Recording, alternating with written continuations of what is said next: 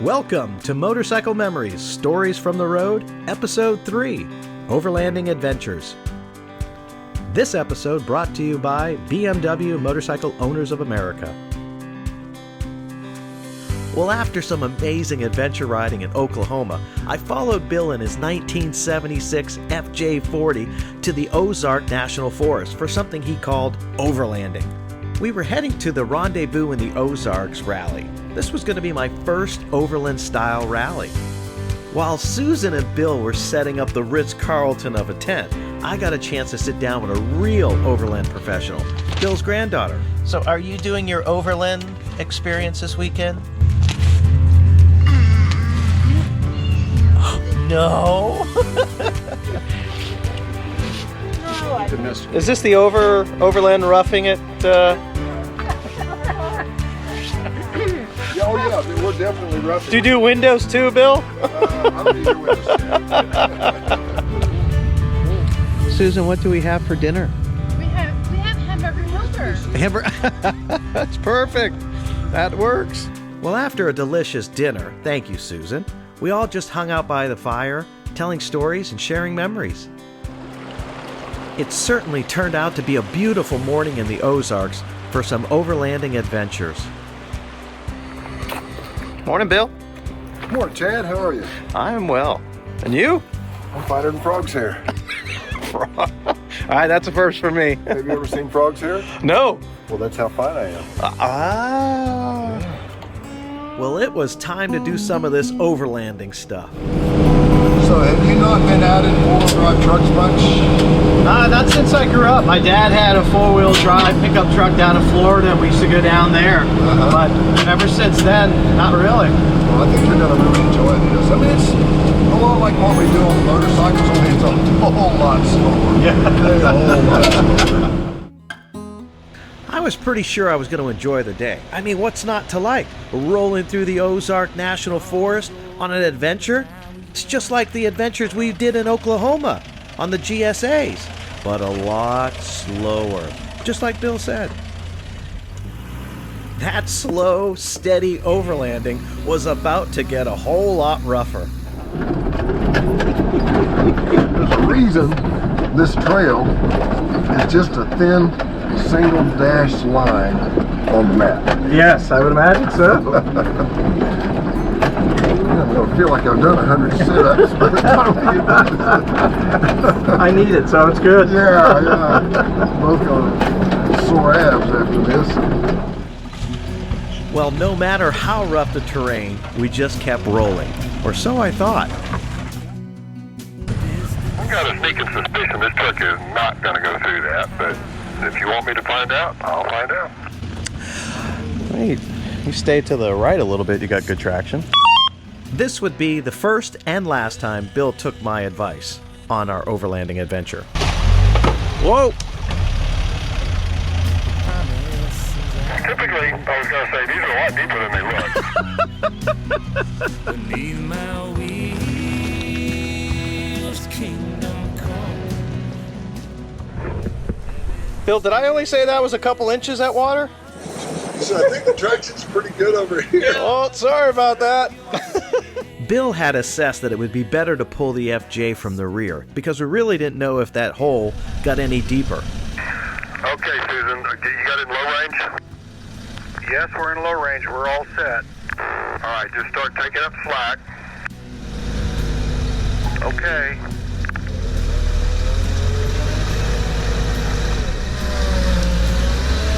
Watch that tree behind you. Watch that tree. Watch that tree. There you go. Gently. Give me some pull.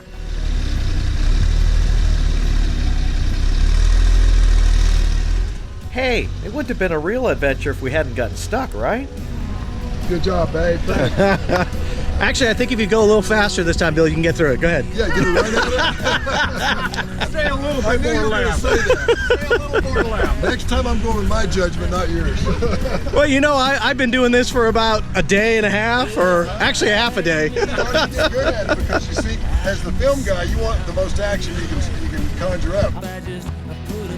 What an incredible day of overlanding. It was time to head back to camp. Once I got back to the campground, I had a chance to catch up with Randy Putt, who's the founder of the rally. So we are in the Ozarks. This is the rendezvous in the Ozarks. Right. In its third year? Third year, yeah. I had the idea back in 2014. I went out to Overland Expo West, and of course that's a huge event. Yeah. Wondered if something like that, of course on a lot smaller scale, would ever work in this area. And we've got the Ozarks National Forest here, and we've got a beautiful, beautiful area for folks to wheel and do this type of stuff. And I thought, well, I'll give it a try, and I talked to a couple of my buddies, and I had to make sure they were in. We sat around a campfire one night and just kind of talked about how it might look, and just decided to try it. And I thought we might have 50 rigs the first year, and 50 came and went, and we ended up with 160 rigs our first year. And so I thought, well, maybe there's an interest in this area. And so the next year we went to 300, a little over 300. We had about 18 vendors last year, and then this year we're at over 400 rigs and about 40 vendors out here joining us today. So it's grown. It's definitely grown. Yeah, without a doubt. Well, and one of the things that I've noticed about this event is that it's definitely kids friendly, family friendly. Absolutely. Yeah, that's important to us. In fact, when we were looking for a location, that was on my mind. I wanted the wives and the kids to feel like they could come out too. And so, this area has its own bathhouse and showers and everything, so you're not really roughing it if you don't want to. You're absolutely, able to if you want to. We do kids events out here for the kids. We do a kids movie at night one night.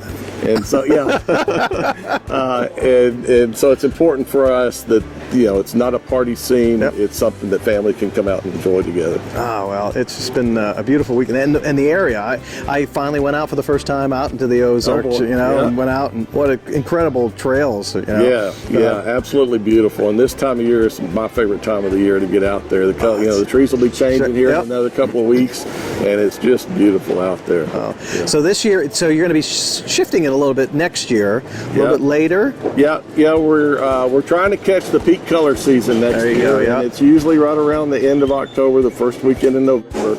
And so we're going to do October 30th, 31st, and November 1st that weekend next year.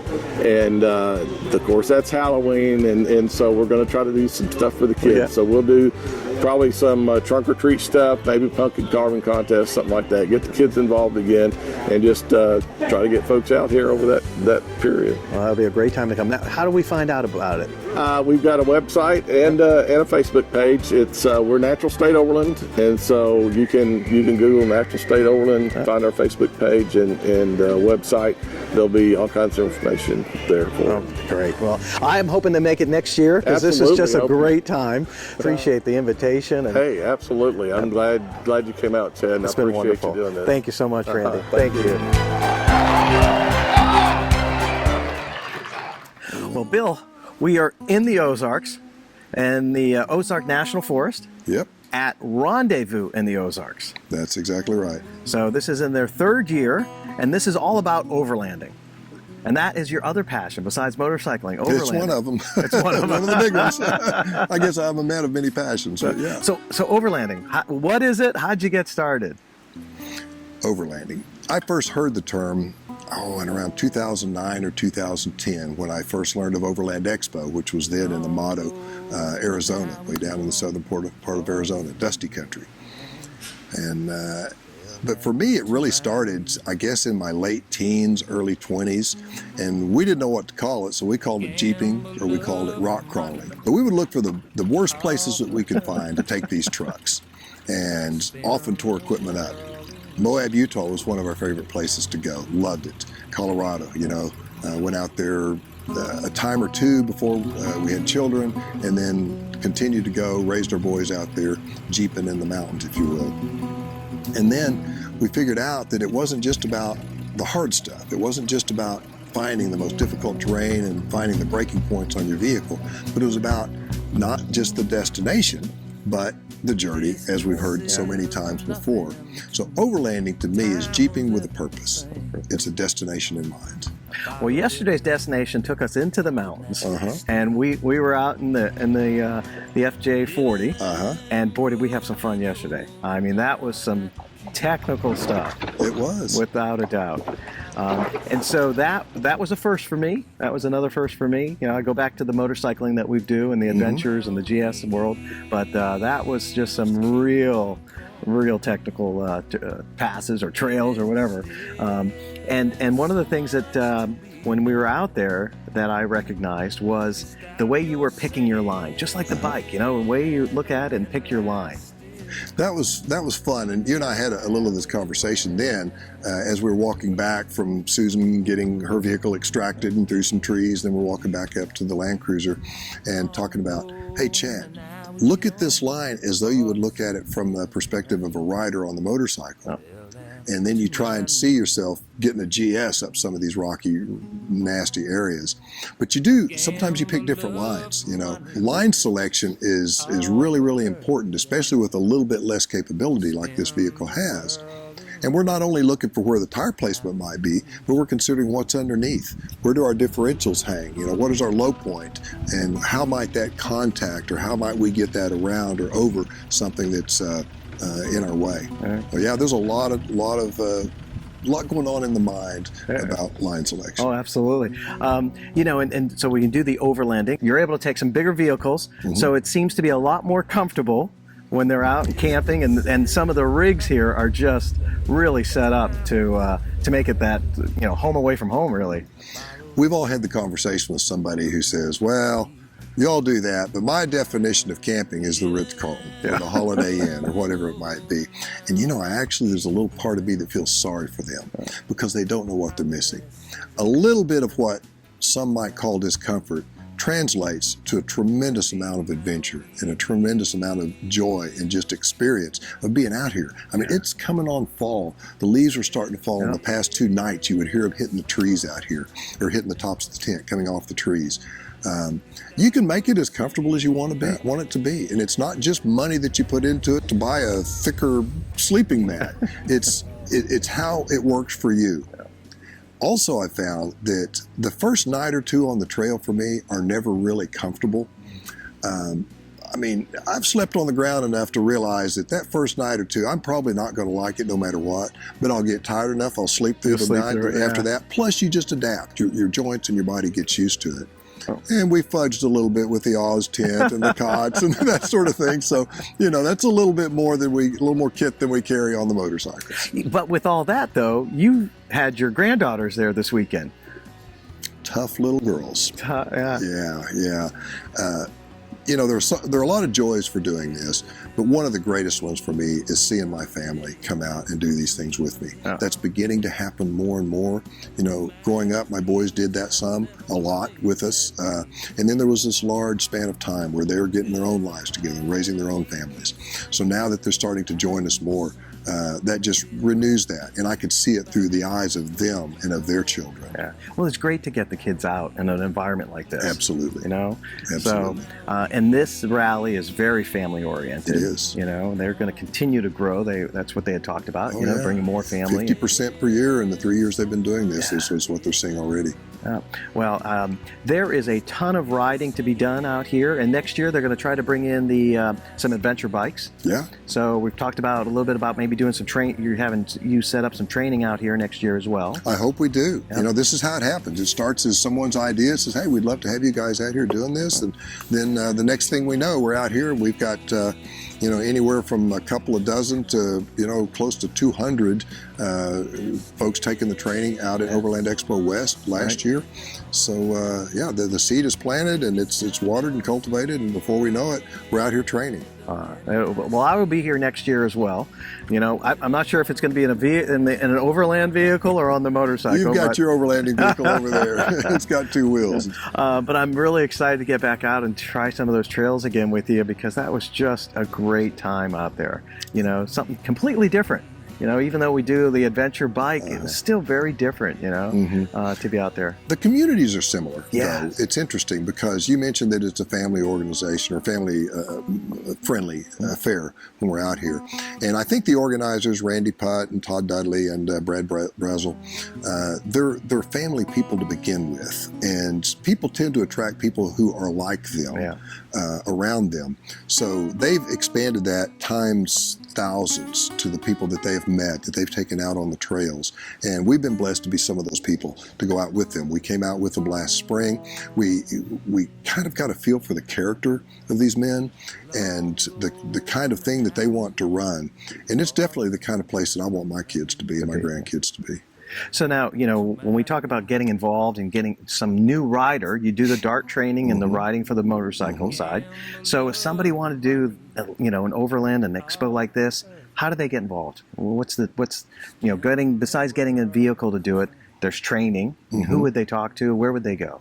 Well, there are a number of ways to learn, I assume is what you mean. So if you want to do it, do I just go down to the showroom and buy my four-wheel drive vehicle, and do I then take it through the Rocky Mountains or through the Ozarks or whatever?